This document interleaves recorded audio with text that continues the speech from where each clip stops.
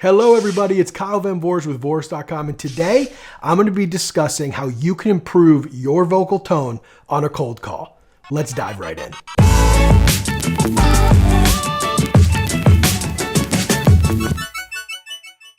Alright, so in my opinion, the most important thing, the number one, I don't do this often. Usually I say it's one of the most important things or so many variables. In this particular topic, I'm very confident.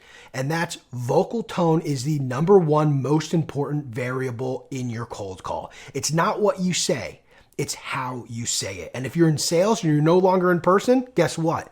It matters on a Zoom call as well. So in this video, I'm gonna share with you some tips, some things you can do to improve your vocal tone and also improve your vocal variety, because the truth is you don't wanna sound like a one-tone wonder. Ooh, that was good.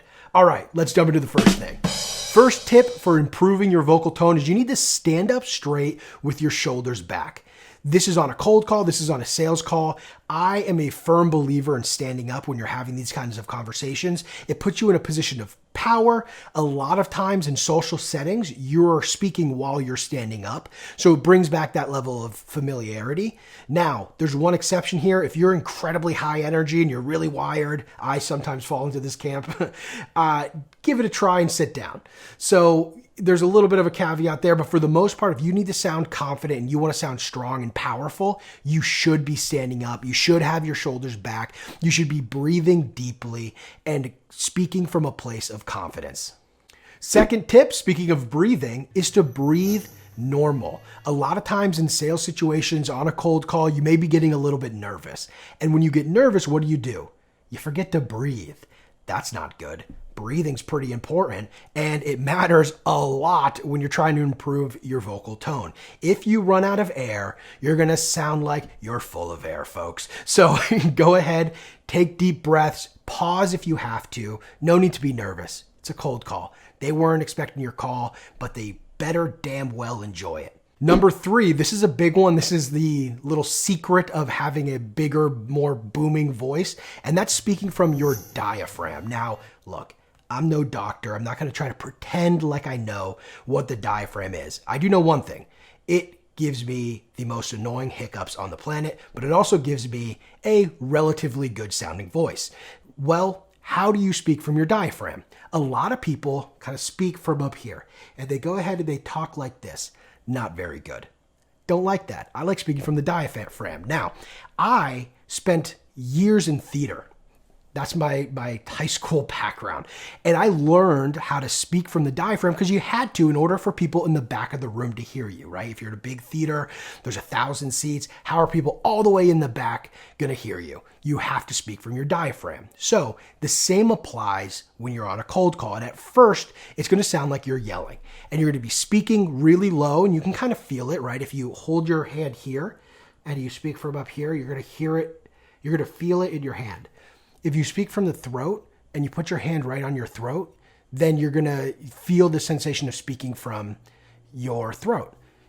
Put your hand on your chest, speak from your chest, you're going to feel it. Now put your hand on your diaphragm. It's right under the chest.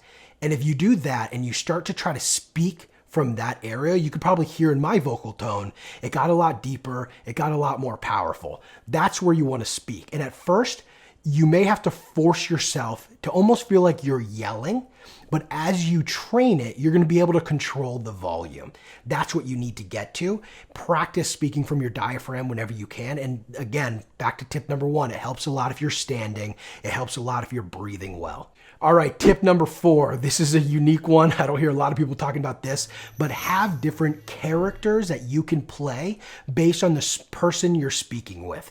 And what I mean by this is sometimes when you're on a cold call, you have to morph how you sound in order to fit the moment, to fit the response that you're giving to the person you're speaking with.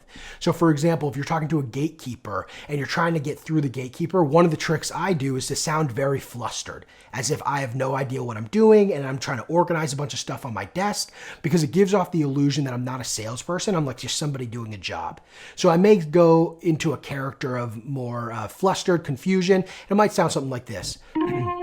Okay, shoot. Yeah, they're not available now. I'm not too sure. What's a better time for me to give them a call back? I'm playing a character. And the idea is because the person on the other end of the phone is used to talking to sales calls and blocking them, they will feel that this sounds very different. And as long as I'm still controlling the call, I can keep them from asking me, are you a salesperson or whatnot? It's just a little trick. Whether you like it or not, it's up to you. The idea here, though, is to have different characters. If I'm speaking to somebody very, very high speed, very dominant, I'm going to make sure I'm in that confident place. I'm going to make sure that I'm speaking from the diaphragm. If I'm speaking to someone who's a little more quiet and I need to relate to a little differently, I don't want to be Mr. Confident and blow over that person. No, I'm going to change my vocal tone. I'm going to be a little bit more friendly. I'm going to smile more. And I'm going to play that character. You have to have different characters because it's going to help you change your vocal tone. And vocal variety, that's what that's called, is incredibly important as well. You have to be able to dip in and out of different characters. Number 5, this is a great thing to be doing regularly, and that's practice showing emotion or being expressive without the use of video or anything else. You need to get good at using your voice to show emotion. So literally try it. Make flashcards, have a list on a piece of paper and get your team involved.